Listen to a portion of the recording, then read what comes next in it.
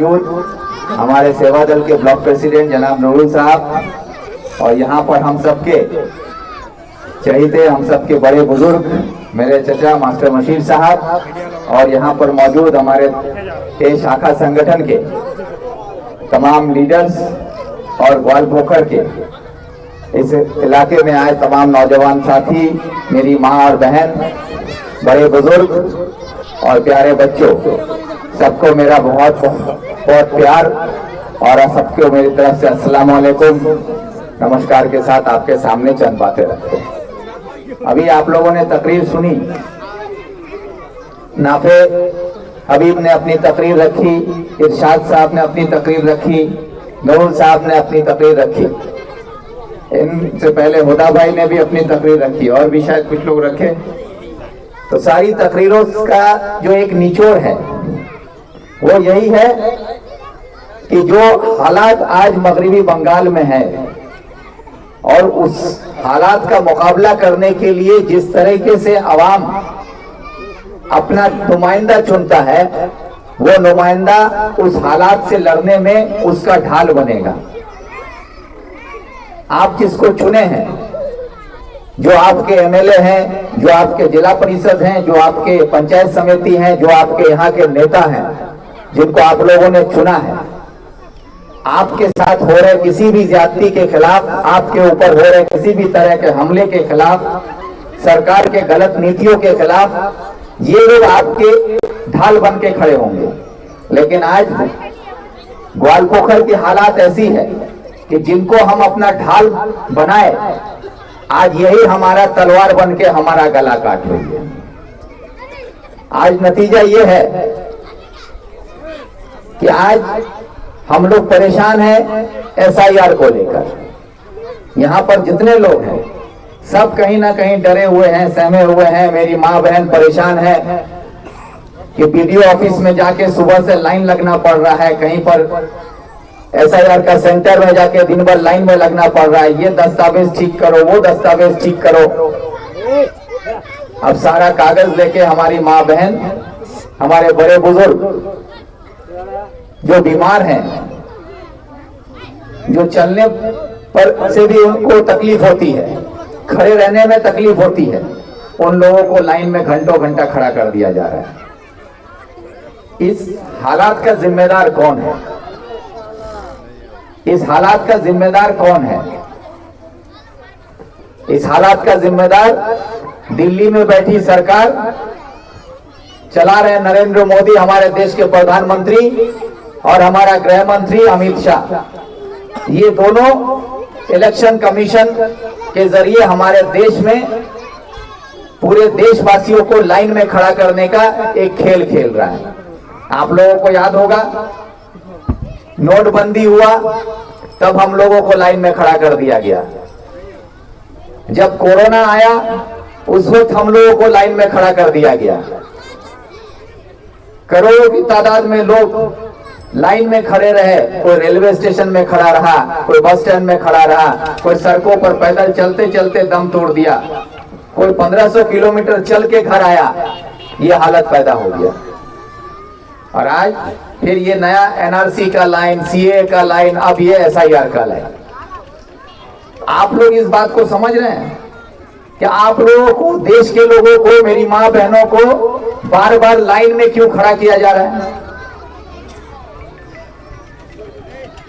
आप लोगों को लाइन में इसलिए खड़ा किया जा रहा है ताकि आप अपना कागज लेकर लाइन में खड़े रहें, आप परेशान रहें, आप अपना दस्तावेज ठीक करने में उलझे रहें, ताकि जो सरकार ने आपसे वादा किया था कि 2 करोड़ रुपया, 2 करोड़ नौकरी आपको दिया जाएगा साल में, 15 लाख रुपया आपके खाते में आएगा, अच्छे दिन आएंगे, काला धन वापिस आएगा, ये सब जो कहा गया था,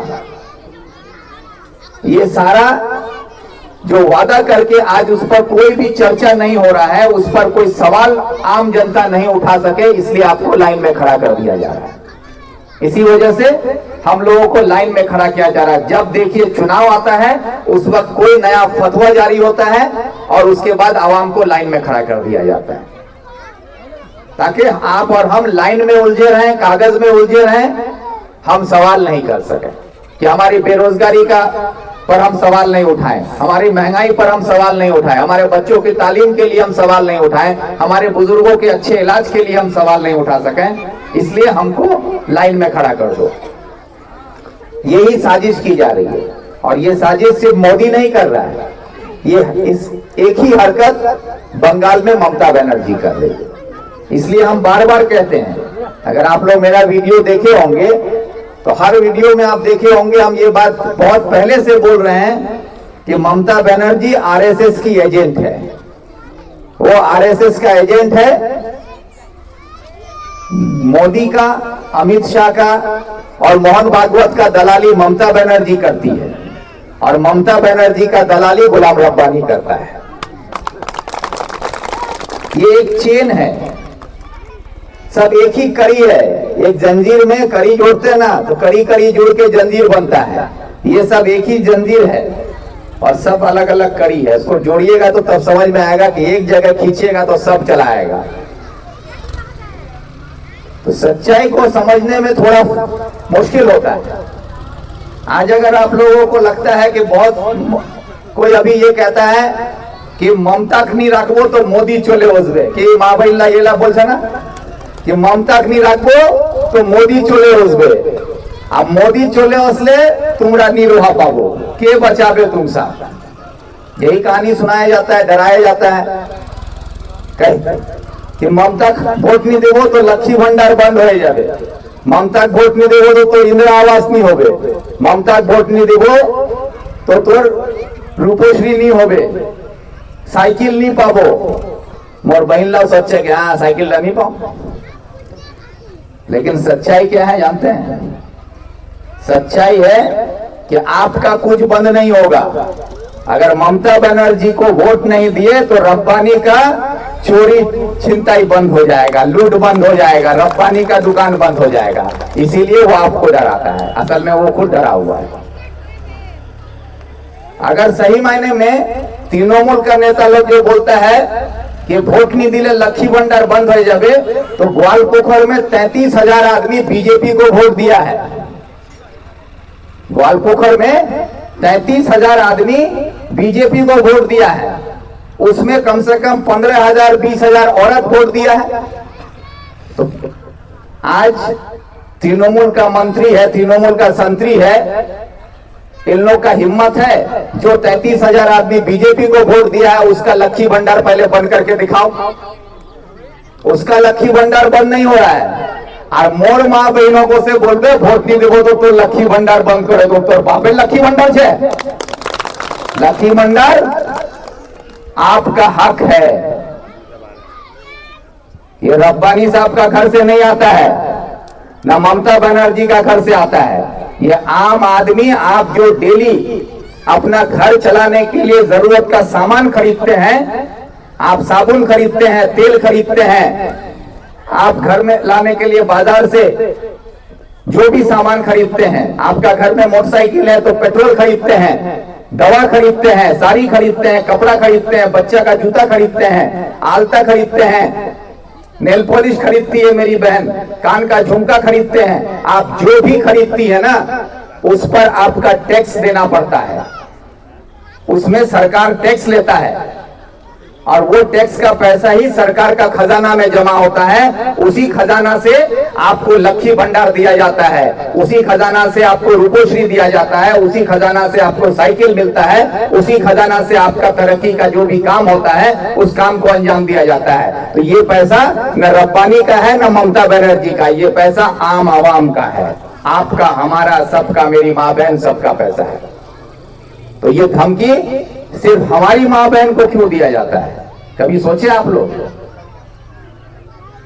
कि रब्बानी का हिम्मत है कि जाकर जो 33,000 आदमी बीजेपी को वोट दिया है उसके गांव में जाके बोले, वहां पर जाके हमारे बीजेपी को वोट देने वाली माँ बहनों से जाकर बोले कि तुमरा बीजेपी के वोट दिए छो ताई तुम्हारे लक्ष्मी भंडार हमरा बंद कर दिलाम।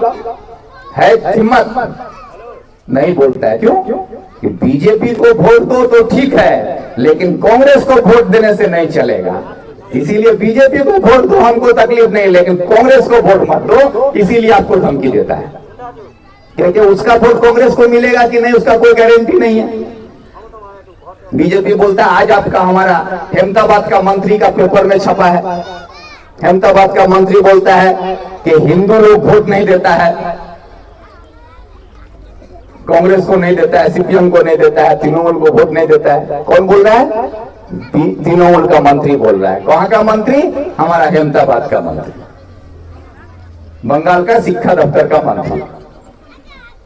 तो ये बात बोल रहे हैं क्यों? ताकि बीजेपी को तुम वोट दे दो, हमको तकलीफ नहीं है, लेकिन तुम दूसरा किसी पार्टी को वोट मत दो। इसीलिए ये खेल खेला जाता है। तो आपको ये बात समझना होगा कि आपको डराया जाता है एसआईआर के नाम पर। आप लोगों को आज रब्बानी साहब भाषण दे रहा है, गांव गांव में घूम रहा है, यही रब्बानी साहब को आप लोग तरस गए थे देखने के लिए, ग्वालपोखर का आदमी गांव गांव में। हाँ, लेकिन जब से विक्टर का भूत ग्वालपोखर में आया है, रब्बानी साहब का नींद हराम हो गया है। आज हर घर में जाके बोलता है कि मैं तो जिंदा थी, बोलता है कि नहीं? तो ग्वालपोखर का आदमी तो भूल गया था कि गुलाम रब्बानी घोर दीवार पर देखो नहीं बची, तो लोग का छह ना नीचे। लेकिन विक्टर भूतेर नाम सुनवार बाद अब रब्बानी साहब को लगता है कि बाप रे भूत तो पिता से नहीं गए तो कुन दिन चले जाए, मुहे पहले दौड़े जाए, तो सब लोग घर जाए बोलते भी जिंदा थी। आप देखो जतला बार सन बाप छिल, फूफा छिल, खालू छिल, नाना छिल, लकर बाप, दोकर बाप, सकर बाप, सब लोग बाप ज्ञात कर लिया अभी। क्या कई मास साहब साथे सब लोग बाप ज्ञात करे बड़ा छे। आते दिन बार फूफा याद नहीं छिल, खालू भूले गई, मामूर याद नहीं पड़छिल, कुंठे वहां नानी छे वहां देखवा नहीं जाए। लेकिन आप खोजे खोजे जाते हैं कि कुंडा मोर नानी लागबे, कुंठे फूफी लागबे, सब लोग खोजे खोजे निकला गया। तो ये क्यों हो रहा है? इसलिए हो रहा है कि आज आप जिसको वोट दिए थे, कल तक वो आपको पूछ नहीं रहा था, आज आपके बीच